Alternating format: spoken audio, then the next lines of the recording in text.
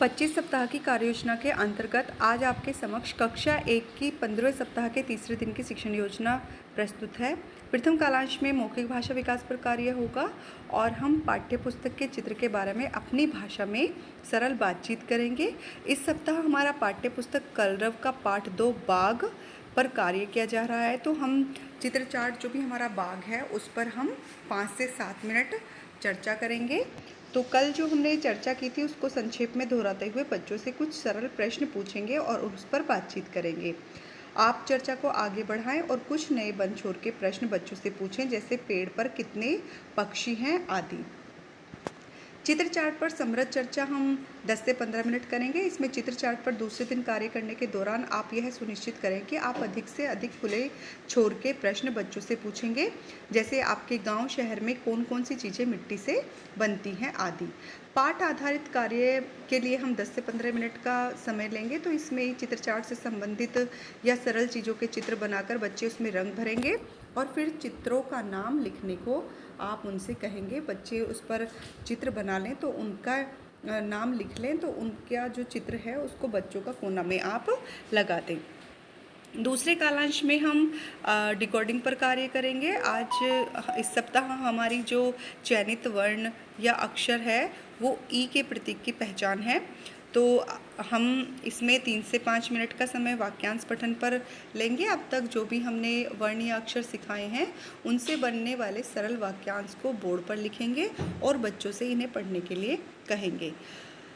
गतिविधि 1 में हम 7 से 10 मिनट का समय लेंगे। इसमें आप बोर्ड पर अब तक सिखाए गए कुछ वर्णों जैसे कि न, क, स, ब, म को एवं ई की प्रतीक वाले कुछ अक्षरों को लिखें, जैसे कि नी, की, सी, बी, मी आदि। यानी कि ई की मात्रा के प्रतीक को हम लगाकर बच्चों को उसका उच्चारण करके दिखाएंगे और फिर हम बच्चों को ई की मात्रा लगने के बाद उस ध्वनि का अंतर पहचानने का अभ्यास करवाएंगे।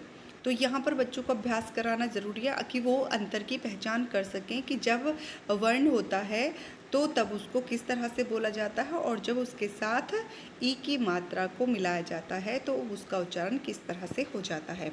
गतिविधि 2 में 7 से 10 मिनट का समय लेंगे। यहाँ आप कुछ शब्दों को उच्चारित करते हुए बोर्ड पे लिखें, जैसे बकरी, दीप, पपीता, पानी, लाल, दादा, ताली, लाली, दीपा आदि। फिर उंगली रखकर एक एक शब्दों को आप पढ़ते जाएंगे।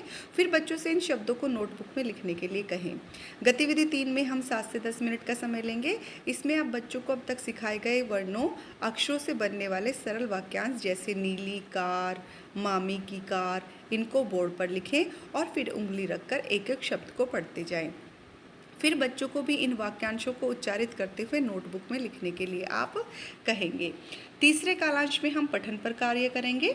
हम बच्चों को पठन का अभ्यास करवाएंगे और यहाँ पर जब हम पठन का अभ्यास करवाएंगे तो 15 से 17 मिनट का हम समय लेंगे और इसमें आज हम अभ्यास 2 जो कि संदर्शिका के हमारे पेज नंबर 128 पर है उसका हम आगे भी वर्णन करेंगे कि वो कौन कौन से शब्द या वाक्यांश हैं।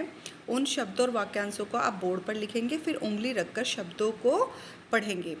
पठन अभ्यास के दौरान कुछ शब्दों पर रुककर आप बातचीत करें, जैसे इन शब्दों में तबला, पालना आदि को उन्होंने सबसे ज़्यादा कहाँ सुना है, कब सुना है आदि। आप बच्चों को 4 से 5 के उपसमूहों में बांटें और हर समूह को नोटबुक या कागज़ में शब्दों वाक्यांशों को लिख कर देंगे। इसकी तैयारी आप पहले से ही करके रखें। प्रत्येक समूह को निर्देश दें कि समूह के बच्चे जो भी आपने शब्द या वाक्यांश लिखे हैं उनको बारी बारी से पढ़ें। इसके पश्चात आप बच्चों से लिखे शब्दों वाक्यांशों को सामूहिक रूप से पढ़ने के लिए कहेंगे। बच्चों के पठन अभ्यास के दौरान कक्षा में घूम घूम कर आप अवलोकन करेंगे कि किसी बच्चे को आपकी सहायता की आवश्यकता तो नहीं है। अगर लगता है कि किसी बच्चे को आपकी सहायता की आवश्यकता है तो आप उसको आवश्यकता अनुसार मदद करेंगे। उसके बाद 17 से 20 मिनट हम रेमेडियल कार्य करेंगे। पिछले सप्ताह के आकलन के आधार पर हम बच्चों को रेमेडियल कार्य कराएंगे। इसके लिए बच्चों के स्तर के अनुसार उनको वर्ण, अक्षर, शब्द स्तर की गतिविधियाँ करवाएं।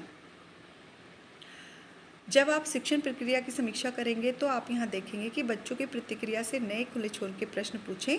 प्रयास हमेशा यह हो कि बच्चों की प्रतिक्रिया से नए खुले छोर के प्रश्न पूछे जाएं ताकि बच्चों की अभिव्यक्ति मुखर हो और उनकी तार्किक क्षमता विकसित हो।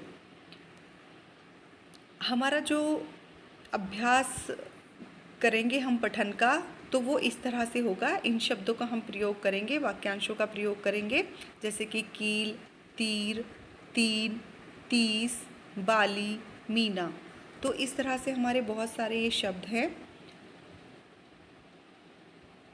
30 शब्द हैं और ये वाक्यांश है, जैसे कि समीर का तीर, पीला पीला पपीता, पतली पतली कील, जमील की कीप, रीना का पतीला, मीना की बकरी। तो यहाँ पर 6 वाक्यांश हैं।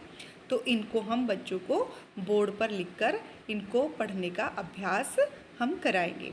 तो हिंदी में हम 15वें सप्ताह के तीसरे दिन इस तरह से पठन अभ्यास कराते हुए बच्चों को पढ़ने के लिए प्रेरित करेंगे। बच्चों को जहाँ भी आपकी आवश्यकता है आपकी मदद की, वहाँ आप बच्चों की मदद करोगे। और ध्यान रखें कि रेमेडियल बच्चों पर विशेष ध्यान देंगे ताकि वो बच्चे अन्य बच्चों के साथ समय से आ सकें और निपुण बनने की तरफ अग्रसर हों।